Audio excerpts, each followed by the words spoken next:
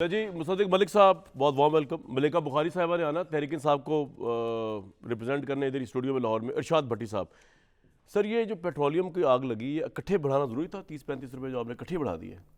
نہیں, اصل میں پیٹرولیم کی قیمت جو ہے اس کے اندر دو کمپوننٹ ہوتے ہیں. ایک تو بین الاقوامی سطح پہ کیا قیمت چل رہی ہے تیل کی جو ہم امپورٹ کرتے ہیں, وہ ایک امپورٹنٹ ایلیمنٹ ہوتا ہے, اور دوسرا ایلیمنٹ ہوتا ہے روپے اور ڈالر کی جو قیمت ہے, کیونکہ انٹرنیشنل مارکیٹ میں جو آپ نے لیوی بڑھائی نا آئی ایم ایف کے کہنے پہ, وہ 5 روپے ہے, وہ تو صرف ڈیزل کی ہے اور صرف 5 روپے ہے.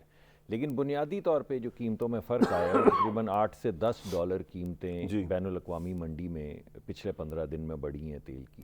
تو اس وقت جو آپ کو اثرات نظر آ رہے ہیں یہ اس قیمت کے بڑھنے کی وجہ سے ہیں, اور وہ ہمارے اختیار میں نہیں ہوتی. دونوں ہی ویسے اختیار میں نہیں ہوتی. کافی دیر تک ڈار صاحب نے کوشش کی. کتنا پولیٹیکل ڈیمیج ہو چکا ہے آپ کو اب کہ اسحاق ڈار بھی ڈلیور نہیں کر سکے, مفتاح اسماعیل کو آپ نے انسرمونیل نکال دیا, ڈار صاحب بھی جو بلند بانگ دعوے لے کے آئے تھے ڈالر کو یہ کر دوں گا, آئی ایم ایف کو نبڑ لوں گا, سارے فلاپ ہو گئے. مطلب آپ کو یہ اندازہ ہے کہ الیکشن جب بھی ہوگا آپ کا کیا حل کرے گی قوم؟ دیکھیں, دو چیزیں میں آپ کو بتانا چاہتا ہوں. ایک تو میں سمجھتا ہوں کہ ڈار صاحب نے آئی ایم ایف کے ساتھ بڑی ٹف نیگوشیشن کی ہیں. میں نہیں, آپ کی ایک میں بات, یہ ٹف ہے, یہ میں بات مانتا ہوں کہ ہمیں آخر میں نئی کامیابی ہوئی جس کی وجہ سے ہمیں ان کی کئی باتیں جو ہیں وہ ماننی پڑی.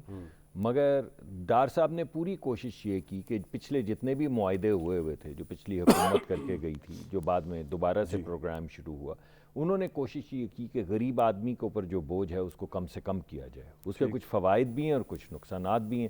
غریب آدمی پہ بوجھ کم کرنے کا مطلب ہے کہ روپے جو ہے اس کو ذرا مستحکم رکھا جائے, اور اس کے کچھ فوائد یہ ہیں کہ کافی دیر تک روپیہ جیسے وہ کیپ ہٹا اس کے بعد تو آپ دیکھ لیں, میں وہی آپ کو بتا رہا ہوں, یہ 300 تک چلا جائے گا آرام سے پیٹرول بھی اور یہ بھی. نہیں, یہ اگر اگلی 15 دن میں $10 یا $15 تیل کی قیمت کم ہو جائے تو یہ تیل سستا ہو جائے گا. وہ تو اگر ادھر ہو گئی تو جی دیکھیں, اس وقت تیل جو آپ یہ تو نہیں کر سکتے نا کہ آپ مہنگا تیل خرید کے سستا بیچ دیں, یہ تو نہیں ہو سکتا. کوئی بھی دنیا کا ملک نہیں کر سکتا.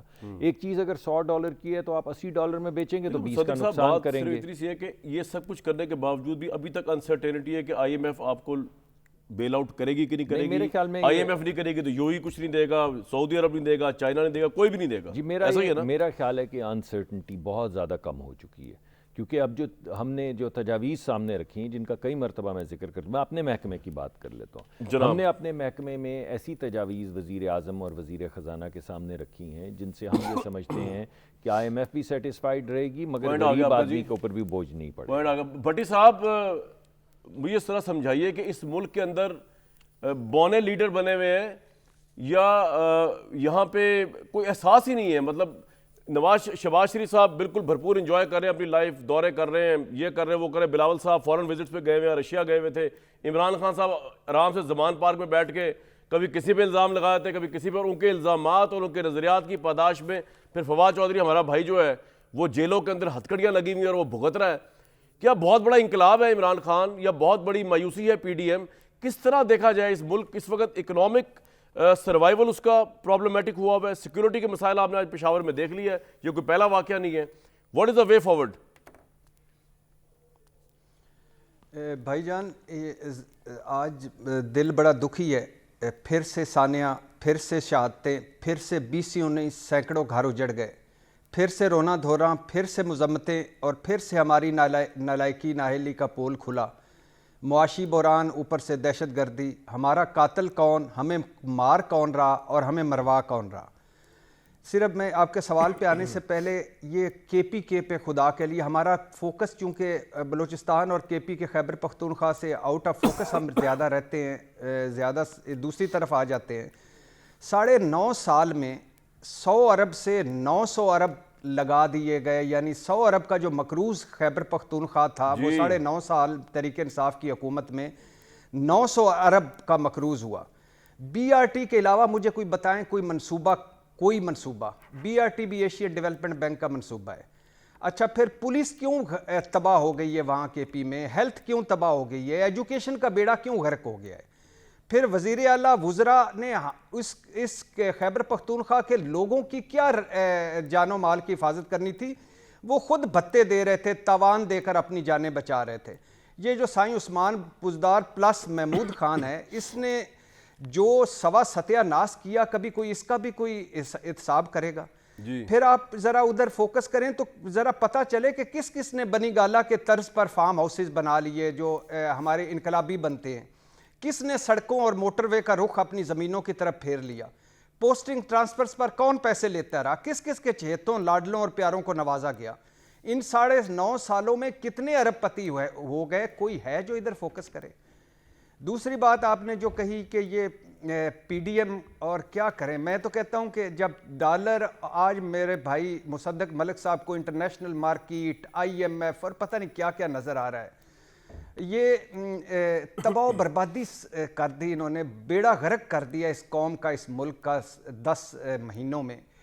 آپ یہ جو اسحاق ڈار صاحب نے مریم نواز صاحبہ کو آتے ہی 35 توپوں کی سلامی دی، 21 کی نہیں 35 توپوں کی، یہ کون تھے اسحاق ڈار صاحب؟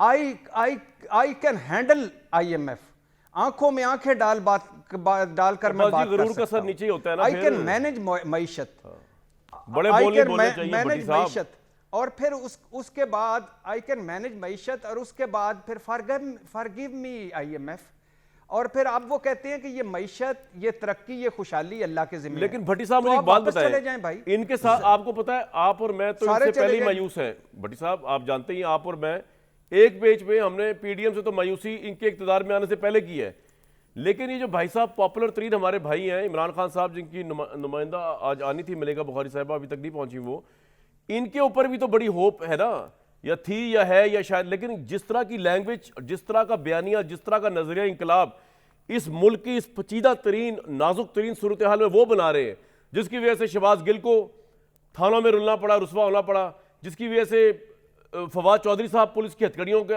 شکنجے کے اندر، جس کی وجہ سے اعظم سواتی جو ہے وہ اس طرح کا ذہنی دماغ ہے، گالیاں دیتے ہیں بڑے بڑے لوگوں کو ٹویٹر پہ جا کے، مطلب ایک دماغ کا جو لیول ہے وہ چینج کر دیا عمران صاحب نے نا۔ تو عمران صاحب جو ہیں وہ اس مسئلے کا حل ہے یا وہ خود اٹسیلف مسئلہ ہے؟ اب یہ آپ نے اس کا جواب یہ دینا ہے۔